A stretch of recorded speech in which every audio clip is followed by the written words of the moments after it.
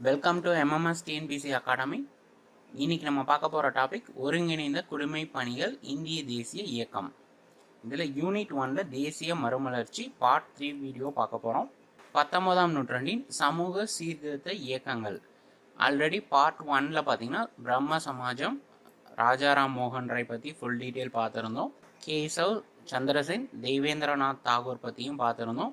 Part 2 வீடியோவில் பார்த்தீங்கன்னா இளம் வங்காள இயக்கம், ஹென்றி விவியன் டெரசியோ பற்றி பார்த்துருந்தோம். ஆரிய சமாஜம், சுவாமி தயானந்த சரஸ்வதி பற்றி ஃபுல் டீட்டெயில்ஸ் பார்த்துருந்தோம். அடுத்தது பிரார்த்தனா சமாஜம், ஆத்மராம் பாண்டரங் பற்றி பார்த்துருந்தோம். நீதிபதி கோவிந்த ரானடே என்னென்ன சங்கம்லாம் உருவாக்கியிருந்தார், எந்த வருஷத்தில் பண்ணியிருந்தாருன்றதும் பார்த்துருந்தோம். அடுத்தது ராமகிருஷ்ண இயக்கம், சுவாமி விவேகானந்தர் பற்றி ஃபுல்லாக பார்த்துருந்தோம். நம்ம பார்ட் 2 வீடியோ, பார்ட் 1 வீடியோ பார்க்காதவங்க டிஸ்கிரிப்ஷனில் பார்ட் 1 பார்ட் 2 வீடியோவோட லிங்க் கொடுத்துருக்கோம், பார்த்துக்கோங்க. இப்போ நம்ம பார்ட் 3ல் வந்து பார்த்திங்கன்னா பிரம்ம ஞான சபை பார்க்க போகிறோம். பிரம்ம ஞான சபைன்றது பிளாவட்ஸ்கி அம்மையார், கர்னல் ஹென்றி ஸ்டீல் ஆல்காட், இவங்க 2 பேரும் இந்த சபையை வந்து உருவாக்கியிருக்காங்க. 1875ஆம் ஆண்டு தான் இந்த சபை உருவாகியிருக்கு. இதில் பிளாவட்ஸ்கி அம்மையார் பார்த்திங்கன்னா ரஷ்யாவை சேர்ந்தவங்க, கர்னல் ஹென்றி ஸ்டீல் ஆல்காட்ன்றவர் அமெரிக்காவை சேர்ந்தவர். இவங்க நியூயார்க்கில் தான் வந்து இந்த பிரம்ம ஞான சபையை வந்து ஃபஸ்ட்டு தோற்றுவிச்சிருக்காங்க. 1886ல் சென்னை அடையாரில் வந்து இவங்களோட ஹெட் ஆஃபீஸ் வந்து ஸ்டார்ட் பண்ணியிருக்காங்க. ஆல்காட்டோட மறைவிற்கு அப்புறமா பார்த்திங்கன்னா 1893ல் அன்னி பெசன்ட் அம்மையார் வந்து இந்தியாவுக்கு வந்து இந்த சபையோட தலைமை பொறுப்பை ஏற்றிருக்காங்க. 1898ல் அன்னி பெசன்ட் அம்மையார் மதன் மோகன் மாளவியாவுடன் இணைந்து பனாரஸ் இந்து பள்ளின்றதை நிறுவியிருக்காங்க. இப்போ பார்த்தீங்கன்னா அது இந்து பல்கலைக்கழகமாக வளர்ச்சி அடைஞ்சிருக்கு.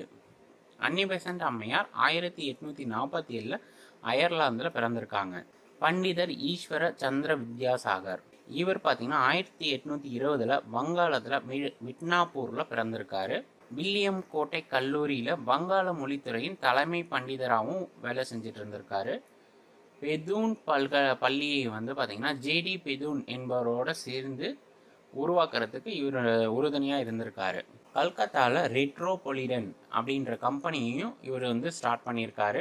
1856ல் இவரோட முயற்சியால் விதவை மறுமண சட்டம் இயற்றப்பட்டிருக்கு. இவரோட கல்வி பரப்பும் முயற்சியை பாராட்டி தான் இவருக்கு வித்யாசாகர் அப்படின்ற பட்டத்தையும் கொடுத்துருக்காங்க. நவீன வங்காள உரைநடையின் முன்னோடியாகவும் இவர் இருந்திருக்காரு. அதே மாதிரி இவர் வந்து பார்த்திங்கன்னா 1960ல் முதன்முறையாக திருமண வயது சட்டம் இயற்றவும் துணையாக நின்று இருக்காரு. இவரோட விடாமுயற்சியால் தான் விதவை மறுமண சட்டமும் இயற்றப்பட்டிருக்கு, திருமண வயது சட்டமும் ஏற்ற உறுதுணையாக இருந்திருக்காரு. Satya Shodhak Samaj, that is true seeker society, Jyotiba Govind Phule, இவர் தான் இந்த சத்ய ஜோதக் சமாஜ்ன்றதை உருவாக்குறதுக்கு காரணமாக இருந்திருக்காரு. இவர் 1827ஆம் ஆண்டு மகாராஷ்டிராவில் ஒரு தாழ்த்தப்பட்ட குடும்பத்தில் பிறந்திருக்காரு. 1873ல் ஜாதிய முறையை எதிர்த்து போராட சத்ய ஜோதக் சமாஜம் அப்படின்ற அமைப்பையும் உருவாக்கியிருக்காரு.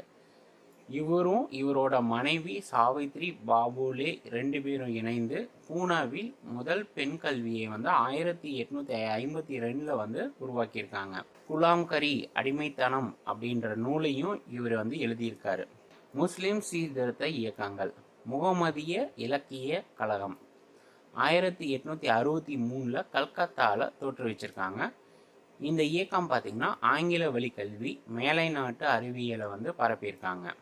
அலிகார் இயக்கம், சர் சையத் அகமது கான் தான் அலிகார் இயக்கத்தை உருவாக்கியிருக்காரு. இவரோட காலம் பார்த்திங்கன்னா 1817லேருந்து 1898 வரைக்கும். 1866ல் முகமதிய கல்விக் கழகத்தை தோற்றுவிச்சிருக்காரு. 1875ல் அலிகாரில் ஒரு பள்ளியையும் நிறுவியிருக்காங்க. இதுவே வந்து பார்த்திங்கன்னா முகமதிய ஆங்கிலேய கிழக்கத்திய கல்லூரியாகவும் இருந்திருக்கு. இப்போ பார்த்திங்கன்னா அலிகார் முஸ்லீம் பல்கலைக்கழகமாகவும் வளர்ச்சி அடைஞ்சிருக்கு. தியோபந்த் பிரிவு, முகமது உல்ஹாசன் இப்போ புதிய தலைவராக இருக்கார். குர்ஆன் மற்றும் ஹதீஸில் உள்ள இஸ்லாமிய போதனைகளை முஸ்லீம்களிடையே பரப்புவது, அந்நிய ஆட்சியாளர்களுக்கு எதிராக ஜிகாத் என்ற உரிமை போராட்டத்தை தொடர்வது தான் இவங்களோட இந்த பிரிவோட முக்கிய அம்சமாக இருக்குது. சீக்கிய சீர்திருத்த இயக்கங்கள். நிரங்காரி, உருவமற்ற இயக்கம். இது வந்து பார்த்தீங்கன்னா பாபா தயால் தாஸ் தான் உருவாக்கியிருக்காரு. கடவுளை உருவமற்றவராக வழிபட வேண்டும் அப்படின்னு சொல்லி இவர் வந்து வலியுறுத்தி இருக்காரு. நாம்தாரி இயக்கம் பாமா ராம்சிங் இவரது சீடர்கள் வெள்ளை உடை அணிந்து புலால் உண்பதை தவிர்த்திருக்காங்க. ஸோ நாம்தாரி இயக்கத்தை சேர்ந்தவங்க பார்த்தீங்கன்னா இந்த ஒயிட் ட்ரெஸ்லேயே இருப்பாங்க. அது இல்லாமல் நான்வெஜ் சாப்பிட மாட்டாங்க.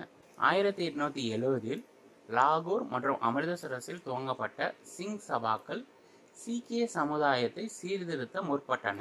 1892 அமிர்தசரஸில் கால்சா கல்லூரி நிறுவப்படுவதற்கு இந்த சபாக்கள் உறுதுணையாக இருந்தது.